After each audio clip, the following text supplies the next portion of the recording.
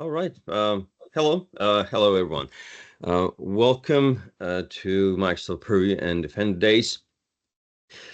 This is the one-day virtual event, Microsoft Purview Defender Days 2024. Just take a look at these prizes that you can win at the end of the conference. And now on the agenda is top 10 ways to secure your Microsoft 365 environment. My name is Sasha, and I'll be host today for the next 45 minutes. I'm Microsoft MVP as well as the regional director, but also have been an instructor and consultant and worked with computers since 80s. Anyway, top 10 ways to secure Microsoft 365. Actually, 10, it's between the brackets, actually between the quotes, so it's not really a 10. So that's the hint. Oops about that. It's in fact we have 6 topics which have actually a little bit more of the subtopics. So why not 10? Why not 6? Why not a little bit more? Well, yes, we have a little bit more because just felt that it would be good to know a little bit more than just 6. There are a few other things that should be said.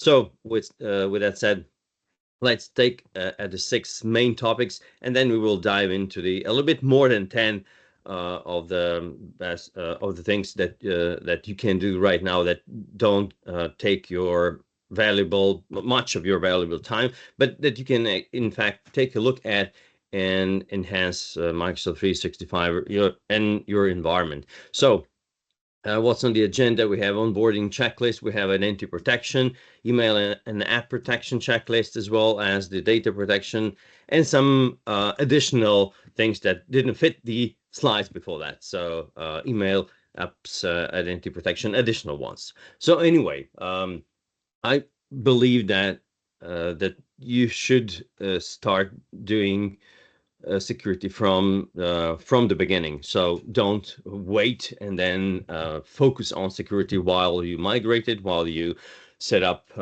some other things. I think security should be implemented from the fundamentals from the very beginning, because if you make some mistakes during the planning phase, during the adoption phase, during the exploitation operational phase, then this can be these mistakes can just lead to more mistakes and weaken security, and then they accumulate. So at the end, the security is not one big button and or one big lever that you can push or pull or press.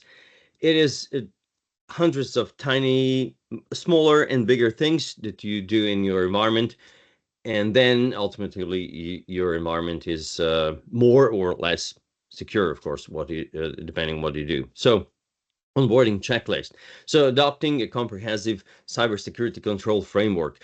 So at least there you will have links at the end of the presentation. But anyway, I'll show you also some pages. Adopt a comprehensive cybersecurity framework. Consult at least one. There are more. There's the CIS controls and critical security controls and framework, and a plethora of benchmarks, not just for Microsoft 365.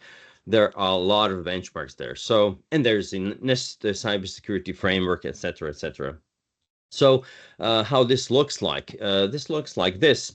So, you there's the CIS, of course, and this CIS is the Center for Internet Security that has a lot of nice things related to security. So one of things that I've mentioned is CIS controls that you can download, explore, and then you can also download the CIS benchmarks. So these are free things. So I mentioned CS controls and critical security controls and benchmarks. So let's take a look at benchmarks, for example. And why I don't have this benchmark, I have a couple of them also downloaded.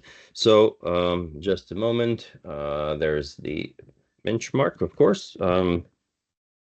Microsoft Security Benchmark. There it is. There's Azure, and then there's also 365. Let me see if I have 365. I do have 365 somewhere right here. Anyway, how this looks like, I will also show you that. So you have to sign up, and all these benchmarks are freely downloadable. So how these look like? These look like this. I will show you one in a moment.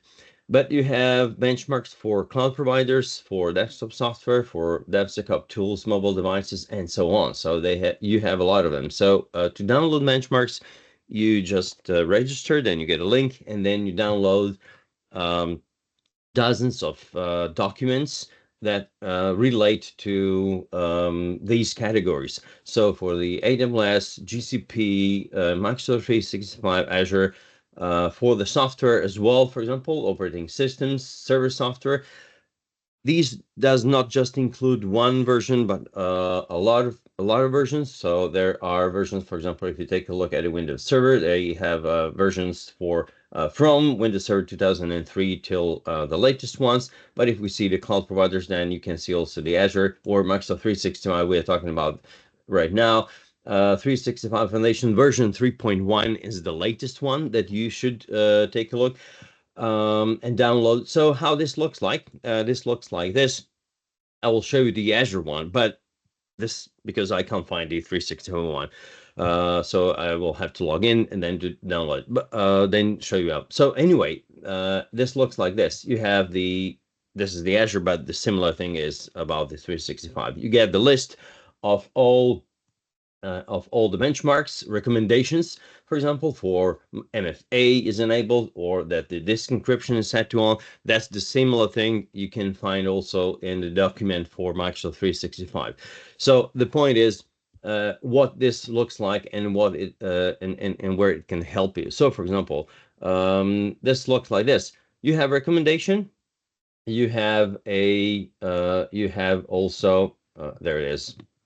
Scroll a little bit down, you have recommendation, and then you have a description, what it is, you have rationale, and you have the audit steps. So how the steps, how you can audit whether this applies to you or not, whether this control is set up or in what state it is. Then you have also, if applicable, the Microsoft Graph API version as well. Then you have remediation, how to remediate that. And then you have rationale as well. You have impact, and you have the default values, and so on and so on. And you have this page, this document is 223 pages long. The Microsoft 365 one is a little bit thicker, about 700, something like that. The point is, here is the free and valuable document. This is for Azure, of course, but we are talking about 365 here that you will download, and then you will get that can help you starting with, but not just starting with Microsoft 365 implementation, but also when you operate the 365, when you work, you use it to assess your security and implement some remediate for some things that are mentioned there if they're not compliant with your if your environment is not compliant with the recommendation. So it's a very valuable document. It is free. Please register and use these. So there are other tools as well. I've just mentioned one. So this is the CIS benchmark list. You have also NIST cybersecurity framework. This is also available for free. So you have this. These are live documents. So these you get a newer version as the time goes by. Here as well. Now we have the version 2. You have latest updates here. You can download, also see the mappings as well. And as well, you have some, for example, like cybersecurity and infrastructure security agency. You have these advisories, for example. I just picked one that is from April 29, 2020 for 365 security recommendations. It is still valid. Of course, you can take, you don't have to choose just one. You can take more of them. The point is you need to increase security of your Microsoft 365 environment, and this will greatly help you in doing that. So I've just named a couple of them: CIS controls, critical security controls, 365 benchmarks, but there are dozens of these benchmarks for operating systems, AWS, Azure, GCP, web servers, and so on. So use these, please. So what else? We have to continue our onboarding checklist, which is in fact the checklist that should also include the identity management strategy, that which means limit the number of global admins. So that's you would say, but we know that.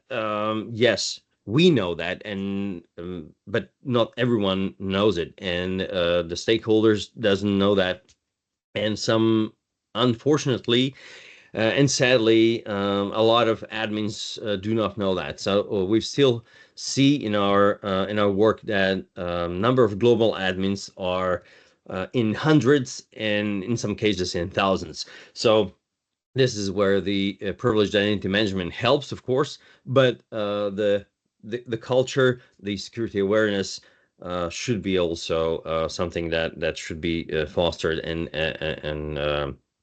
advocated. So limit the number of global admins. Don't aim for maximum of 2 to 5. I had one unfortunate accident where in one company where the one of the 2 global admins died in a car crash. So we had that company had big problems. Unfortunately, we lost a human life, but then some of the things couldn't be done after that. So 2 to 3 to 5 maximally global admins, pretending to minimize security risks and protect them adequately. Use separate accounts. So avoid assigning admin privileges also to standard user accounts. So if it's a standard account, then make it standard. Don't assign any administrative privileges to it. Use separate accounts, strictly separate accounts. We've seen these a lot of times. The people get carried away because they are tired of switching accounts, but you have to take you have to pull a line somewhere. So it is, yes, it is a little bit inconvenient to switch the accounts, but that's the price of security. So you can't put a price tag on that.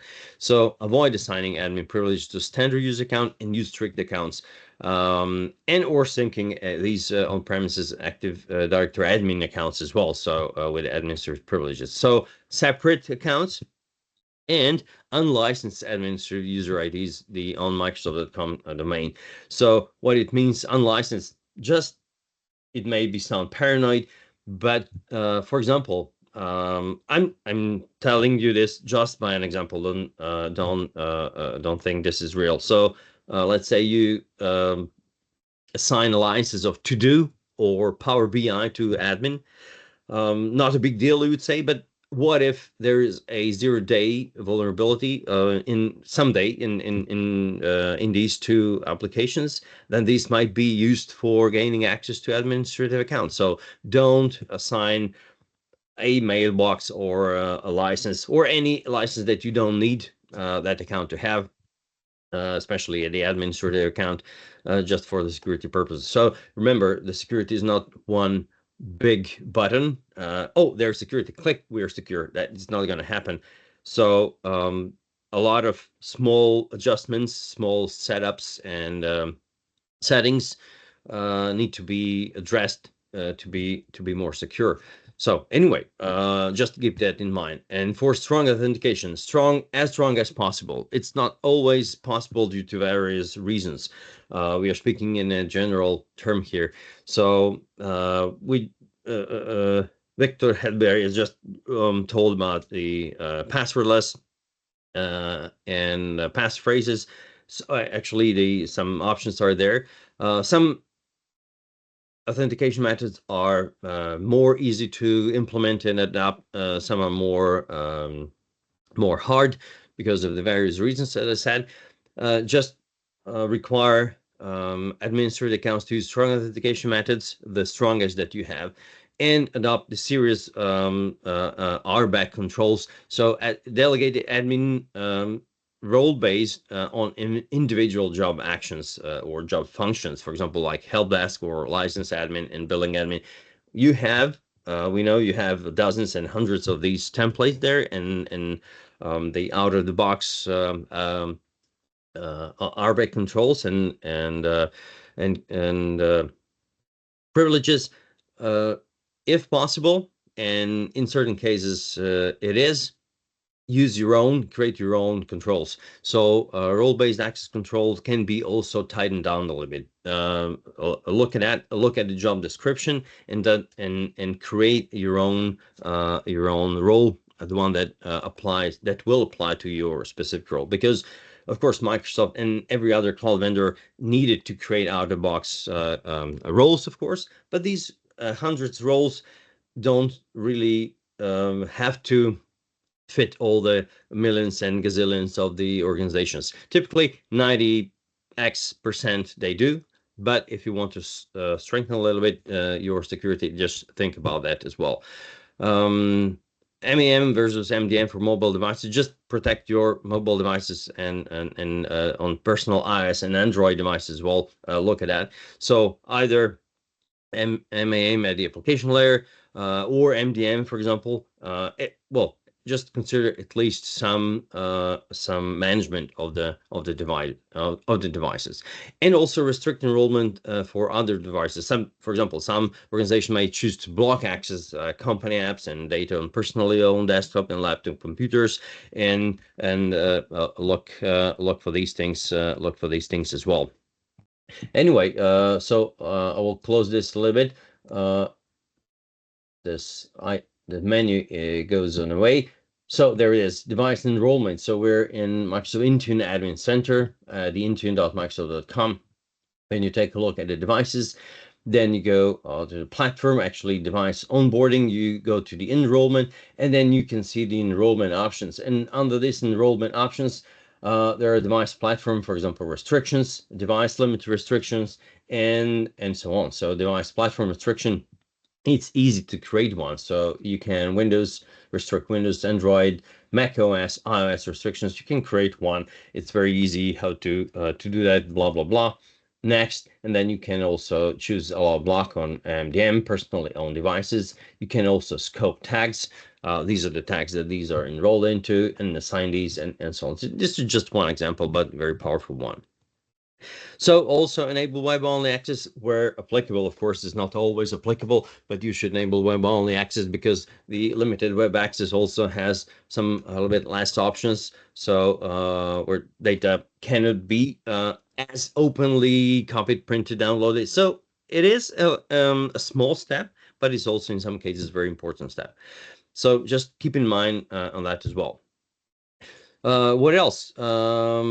Choose individuals. So we are setting up here technical and administrative context. Choose individuals in your organization that will serve a primary point of contact, and that is also very good for various notifications, for example, billing, security alerts, service health updates, and so on. If possible, then do that as well. That means either individuals. Some companies opted also for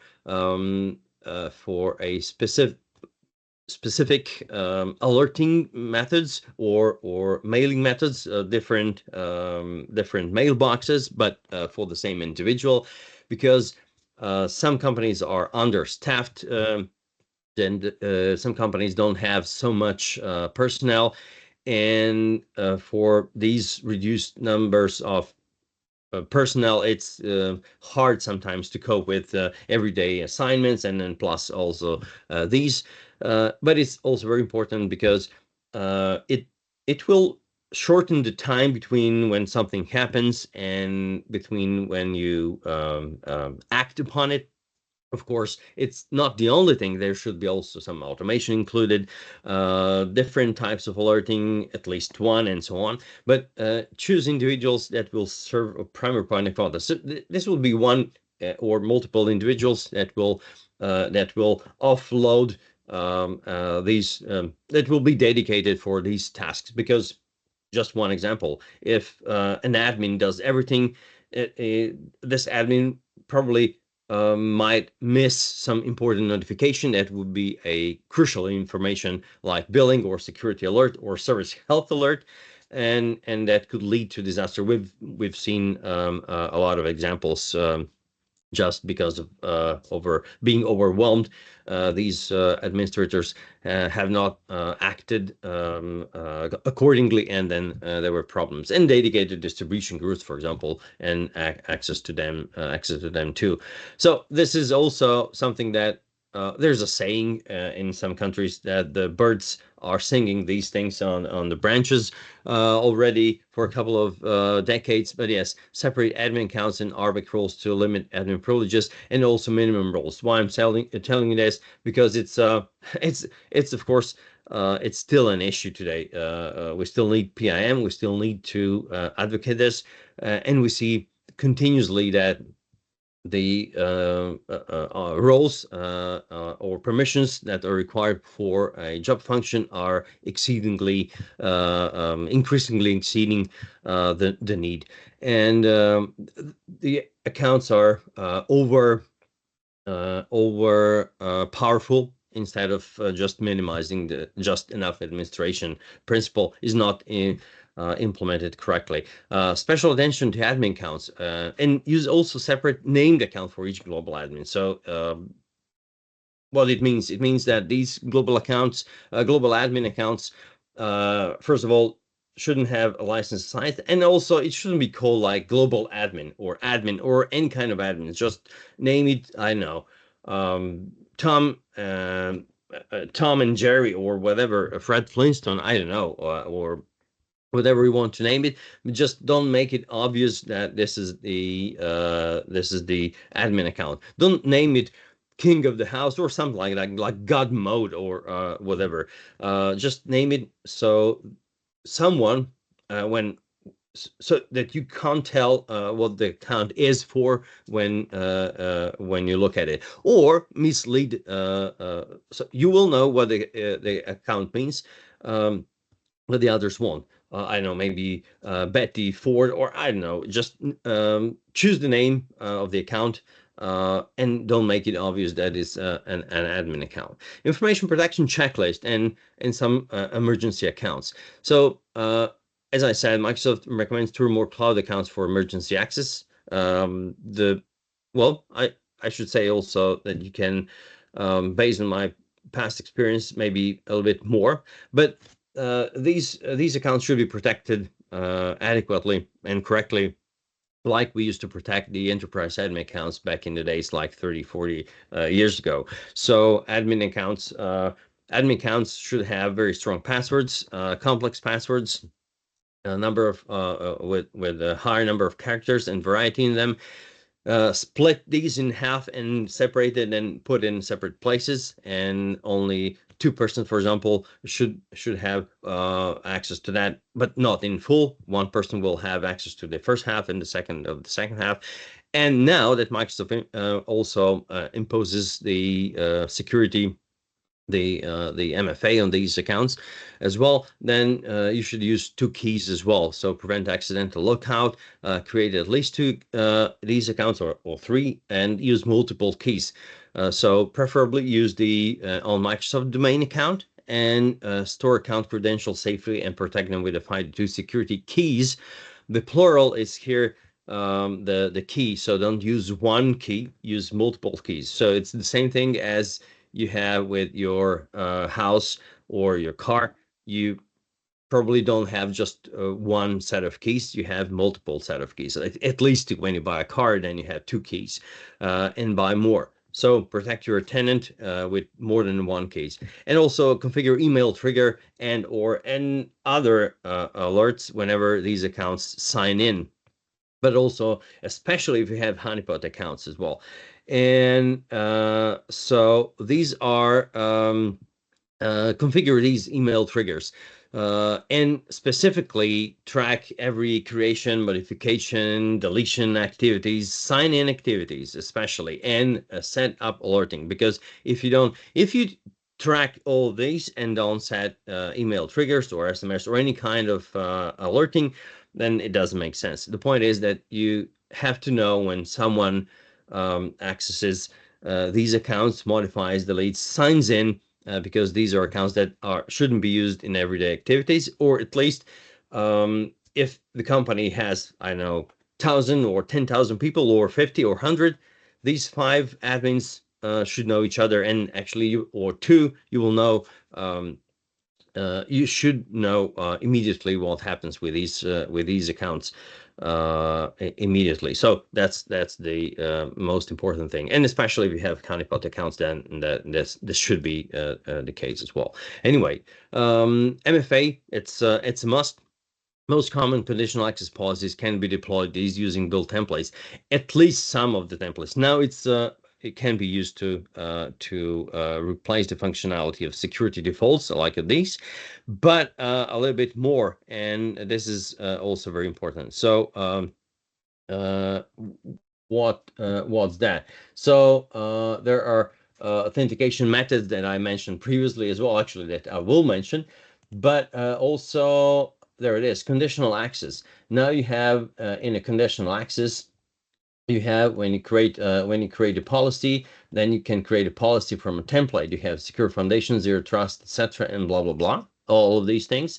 But when you click all, then you have these templates that are extremely good. So require MFA for admins, securing security, info registration, block legacy, require MFA for risk assign, etc., etc. It's just, and you can actually look more of these. So please use these. You can, of course, and you will have to modify these to fit your environment. But please look at these and implement it. Some of these. I won't say how many, but look at these. Implement. These are really helpful, and can make real difference. Just some of the policies here. Extremely important. Self-service password reset, also a very important thing, because you would say, oh, why? Because this is not just how this can enhance our security. Yes, it will, because first of all, the users will be forced to remember their passwords, or actually to manage their password correctly, because if they lose the password or remember the password, then they will have to go through a process of resetting the password. And I forgot my Gmail password and Microsoft password once, but not twice. Why? Because it took me, or actually AWS password. I had to, well, because of the issues with the phone. But after going through a phone conversation and losing a couple of days and weeks and hours, uh, uh, believe me, I don't want to lose that password again or forget it. So if it works for me, it will work for other users as well, and this is proved. So first of all, it increases the security, because first of all, the users will take care of the passwords, and they won't wouldn't want to go through the hassle of creating a new password to reset. But also it relieves the administrators from these 70% of the tasks that will include resetting user passwords, and this is just taking their valuable time and concentration from the tasks that they should do, and that means protect the environment. So improves productivity, reduces the workload on the IT department, but also allows users to reset their password, and then makes these inherently more secure. So what else? Primary authentication method, the strongest one, but not just the one, more of them, of course. So let's take a look at these. I'll leave this page, and in fact, these are the some of the built-in options. Passkeys, like 522. You've seen and heard about a couple of these in the previous sessions, and we'll see and hear about these in later sessions as well. Hardware tokens, third-party ones, voice calls, and so on. So implement these. You can also restrict, for example, if you take a look at the FIDO keys, when you configure these, you can also enforce key restrictions. And then you can restrict specific keys based on the AA goods of the keys, and these are the specific keys of the vendor. And the model that you can restrict, for example, because these are not compatible with your security or with the regulatory compliance and so on. So you can also enter the list of these AA goods, and then block or allow only these keys to be used. And please take a look at these options. Take a look at these options as well. Also very important is email and apps protection checklist. So it's also very important, and that is the configure SPF record. So the SPF record actually specifies the source email servers that are authorized to send email for the domains. It's a path-based email authentication technique, and actually it's a TXT record in the DNS that helps validate these in outbound domain.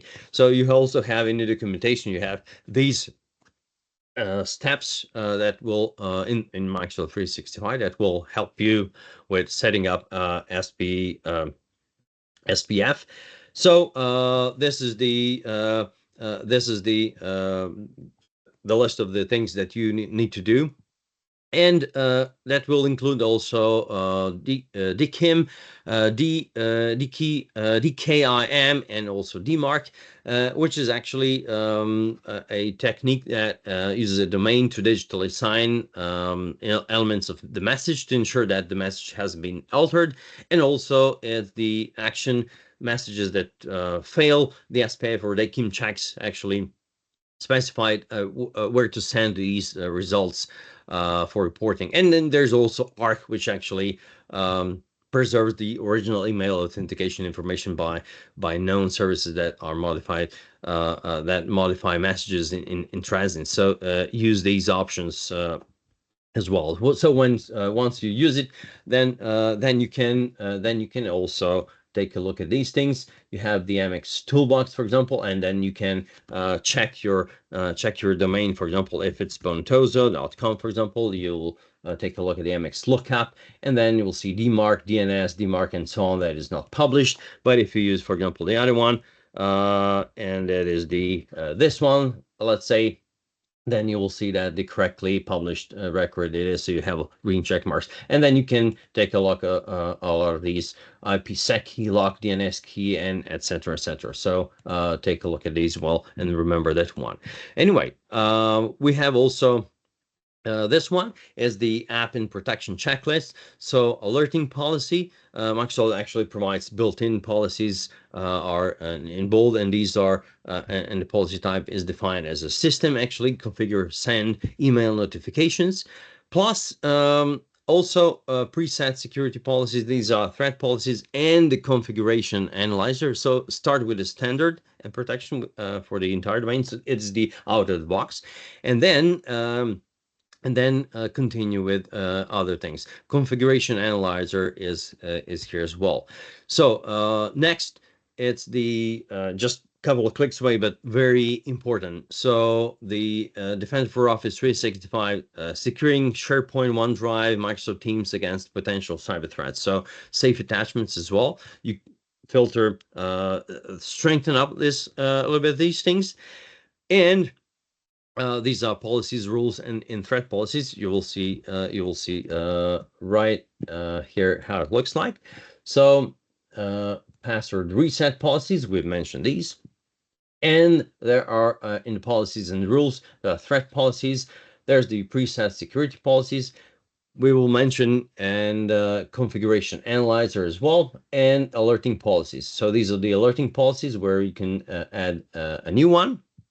Plus, you have to add also, you should add some, or actually configure email guest settings in Microsoft Teams as well, but also the external identities settings, guest users, the levels of the guest users where they the levels that the guest user will have in your environment.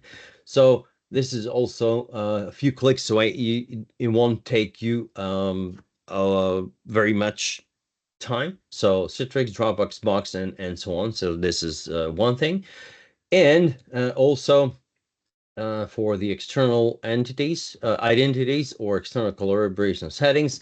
There are some things that are out of the box that you should change, for example, like guest user access or guest user invite settings as well, plus also the guest self-service sign up via user flows and also the leave settings as well. So there's a lot more than that, but please take a look at these and adjust these accordingly, because just do not allow everyone to invite guest users, including guest and non-admin accounts, and which is most inclusive. Please strengthen up security a little bit, because this is not good at all. And then the configuration analyzer. Configuration analyzer actually helps identify issues in the current configuration. Plus, also, it will manage the and track. You will see the configuration drift analysis and history. So the configuration analyzer is in the threat policies. You will see the standard recommendations and strict, and this is where you will see the list of a list of these standard ones. So, for example, this is the recommendations, the policy type, what was changed, and also some configuration drift analysis in the past days. So, please take a look at this very important thing. Additionally, we're near the end. The data protection checklist. Start using the labels. You will see the dedicated label sessions, and if you haven't already, there will be some as well. It's a long story. This should be a course of 5 days, of course, not just a notion, a notification in one slide in a 45-minute presentation, of course. But why I'm telling you this, because we've seen a lot of companies that are not using these at all, and even in the most basic shape. So if nothing else, that you can just classify your data as classified or actually sensitive, or some company data and unclassified data. So if nothing, or critical, or whatever it is, the top secret. So you should know your extremes, but please start using these. So classifying the data is something that you should is the thing that should be on your checklist. So it's a lot more than just one slide and 30 seconds of the talk. It's a lot more than that. It's an implementation that will take a couple of weeks, days, and months, of course. But please, don't be the the company that is amongst the companies that don't use these, because then the data exfiltration, the data loss is meant. So what else? DLP policies. DLP policies also cannot be created over the night. Yes, literally you can create them in a minute, but the implementation, it will take a little bit. So monitor, block external sharing, and use also the DLP policies as well. So start implementing these. This should be also created very sensitively, very carefully, and monitor for adoption, usage, and so on. There is the whole strategy beyond that. But if nothing else, monitor, block external sharing of sensitive information. That is the most obvious and most that you can do right now. And for example, you can definitely name at least one company that your company shouldn't be communicating or sharing the data with, and then you can do that. And then implement the open policies in more detail. Minimum retention for exchange mail, because people go, and just yesterday we've had a very very nice talk and meeting. Well, not nice, but it was necessary. I mean, nice, very long and productive, because the departing people deleted everything, and it was the company didn't have any retention policy. So 90% of the documentation was restored, and communication about the most important 10% was lost. So have a retention policy. Take advantage of these inactive mailboxes, and then also make sure that you can restore actually work with the that you can remediate for what comes after the people go away, and then